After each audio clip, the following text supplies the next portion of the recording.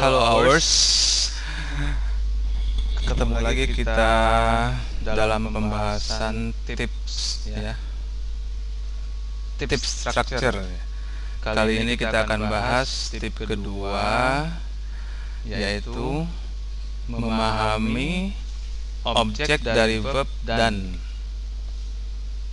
objek dari preposition, karena kedua hal ini terkadang membingungkan, padahal sebenarnya simple ya kalau kita tahu dasar-dasarnya. Oke, sebelum kita masuk ke contoh-contoh soal, kita pahamin dulu mana yang dimaksud dengan objek dari verb dan mana yang dimaksud dengan objek dari preposition. Oke, materi ini saya ambil dari Fundamentals of English Grammar 4th edition ya, by Betty Scramper-Azar. Oke, sekarang kita lihat di sini object of preposition. Kemarin kita sudah bahas objek kata kerja ya. Seperti contoh di sini, he skied down the mountain. Preposition down, objeknya the mountain. Jadi ini kan intransitif, tidak perlu kata kerja. Oke. Jadi di sini merupakan objek, tapi bukan objek dari skid, but objek dari preposition down. Sekarang kita lihat, Lenny wrote a book about dolphins. Lenny as a subject ya. Kebetulan teman saya ada juga namanya Lenny. Ada dua lagi ya. Wrote as a verb, objeknya a book adalah objek dari wrote. Dolphin juga sebagai objek dari preposition about ya. Contoh kedua, the snow fell on the trees. Fell intransitif, tidak ada objek. Ini sebagai objek dari preposition on. Oke. Maka kalau ada preposition ketemu dengan kata benda, jadilah dia prepositional phrase. Artinya phrase yang diawali oleh preposition, kata depan. Ini preposition plus object of a preposition. Jadi hours mohon dipahami betul yang ini, karena inilah yang sangat membantu dalam menganalisa soal-soal TOEFL.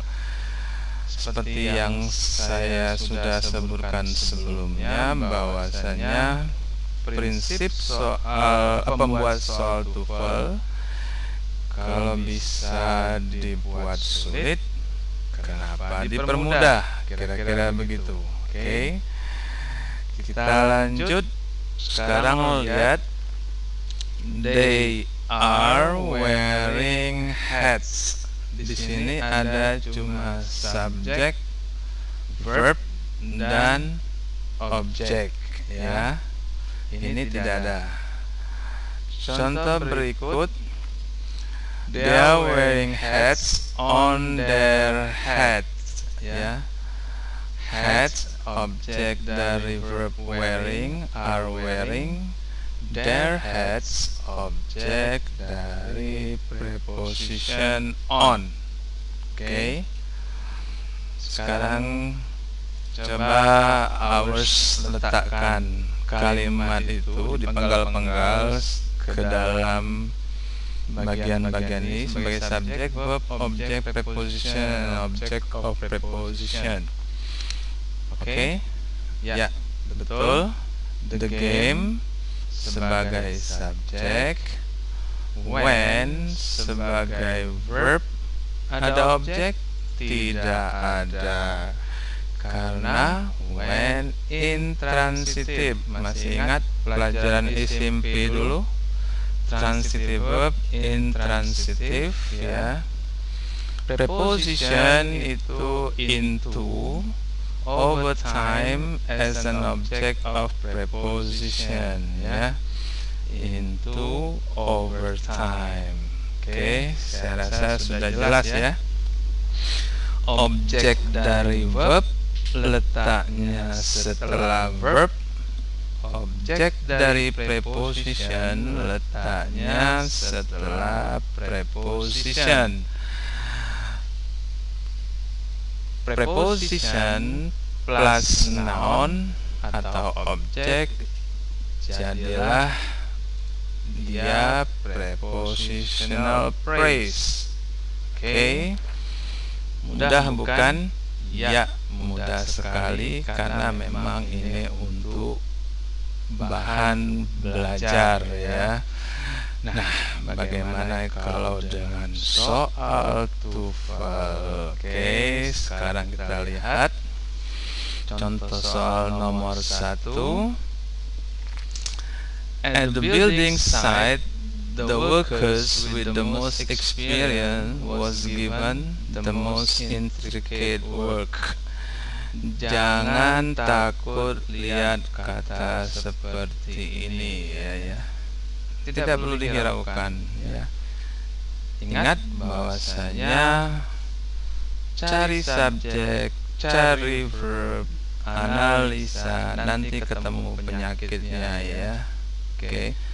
Sebenarnya seperti yang saya tweet ya tadi pagi kalau nggak salah, soal TOEFL ini sama seperti kita pesan makanan di food court di mall-mall ya.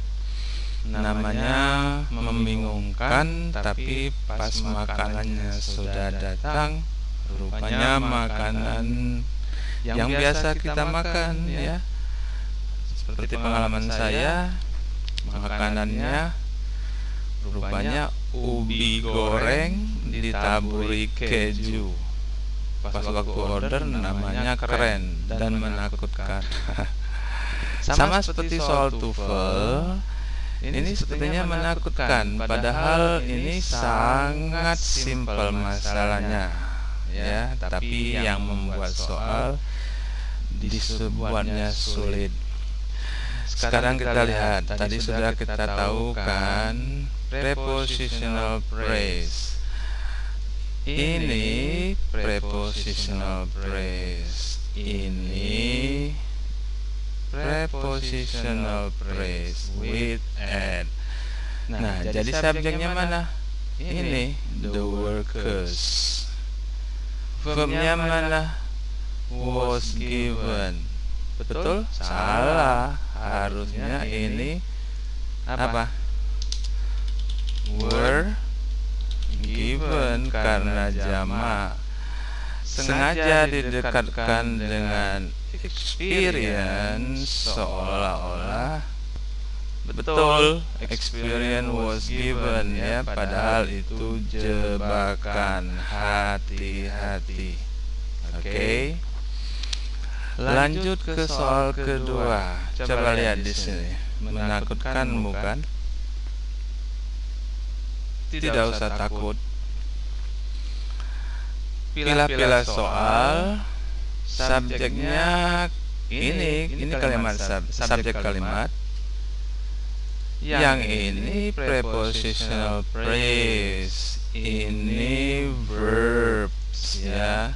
Ini objek. Jadi kalimatnya ini sebenarnya the development spurred the research. Lengkap. Oh, ada for.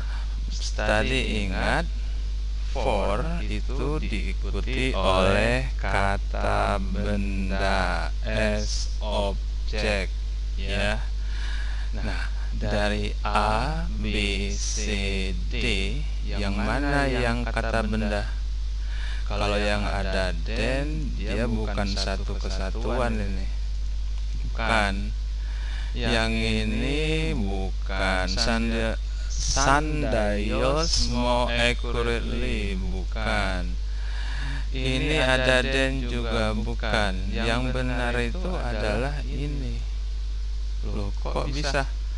Ya karena more accurate sandaios, kata intinya itu adalah sandaios. Jadi the search for sandaios, this is adjective. Jadi jawabannya B, karena cuma B yang berbentuk kata benda. Oke. Contoh ketiga, sekarang kita lihat. Subjeknya mana? Oh, ini subjek, verbnya ini Conestoga-Guigan, originated, ya. Tuh. Yang ini betul, occupied by sebagai pasif kan, originated betul sebagai verb, ini subjek, ya. Over betul, objeknya distances. Nah, yang ini for harus diikuti kata benda. Loh, bagaimana kalau kita perlu kata kerja? Ya, kata kerjanya harus verb plus ing. Itulah yang namanya gerund. Jadi itu harus seperti ini. Jadi use for carrying, ya.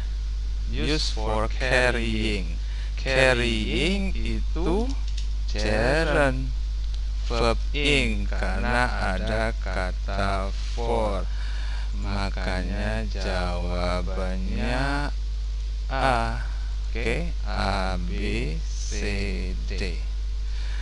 Oke, saya rasa cukup sekian. Mudah-mudahan bisa dipahami. Silakan tanya di sini kalau Anda ingin tanyakan. Semoga bermanfaat dan thanks for watching.